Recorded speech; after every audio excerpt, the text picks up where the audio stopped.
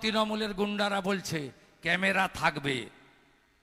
হ্যাঁ, ক্যামেরা তো দুটো করে থাকবে, যেখানে ভোট দেবেন ওখানে থাকবে না। আপনারা সকালবেলা গামছা পরে ভোট দেবেন, দুপুরবেলা প্যান্ট পরে ভোট দেবেন, বিকালবেলা লুঙ্গি পরে ভোট দেবেন, এটা এবারে হবে না। আপনাদেরকে চিহ্নিত করার জন্য পাত্র শহরের কোতলপুরের গুন্ডাদের সোজা করার জন্য দুটো করে ওয়েবকাস্টিং ক্যামেরা এবারে ইলেকশন কমিশন লাগাচ্ছে, যাতে একটা লোক দুবার ঢুকতে না পারে। 2 মিনিট ক্যামেরা বন্ধ থাকলে পরের দিন ওই বুথে রিপোল হবে। ওয়েবকাস্টিং ক্যামেরার ফিড পুলিশ অবজারভার, জেনারেল অবজারভারের হাতে থাকবে।